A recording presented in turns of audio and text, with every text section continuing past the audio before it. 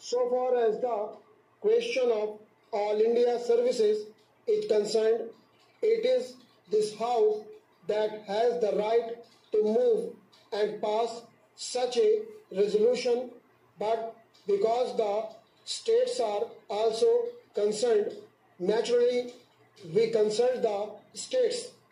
We take them into conference, we discuss with them, and it is only after all the states have agreed that this question was finally decided, and it was thought proper that these two All India services should be formed. This does not mean that merely by the passing of this resolution the services are finalized. The terms and conditions, the number of posts, promotions, and other details will have again to be brought before Parliament. As you know, this resolution only says that it is necessary and expedient in the national interest that Parliament should, by law, provide for the creation of these two services. So, this resolution is only a preliminary step in a way. This is not a final step. Therefore, I am not going to touch upon the details because the details are not necessary, but I will give broad outlines of these two services. It is proposed that, like the existing All India services, each state should have an agriculture service cadre of its own, incorporating the posts of district agricultural officers and above. The union territories would have a separate cadre to meet their requirements.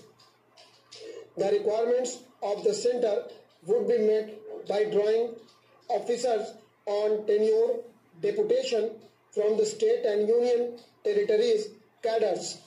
So far as recruitment is concerned, 33% of the senior posts will be filled by promotion of officers of the state agricultural services, while the remaining posts will be filled by direct recruitment.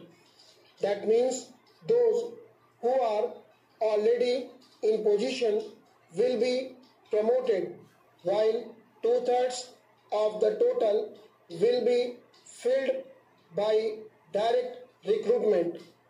There will be 4 categories of posts: Director of Agriculture, Additional Directors, Deputy Directors, and Assistant Directors of Agriculture.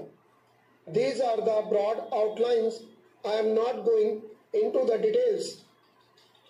So far as the educational service is concerned, it was at the National Integration Conference held from 20th September to 1st October 1961 that views were expressed strongly that for administrative purposes an All India service should be created in the field of education.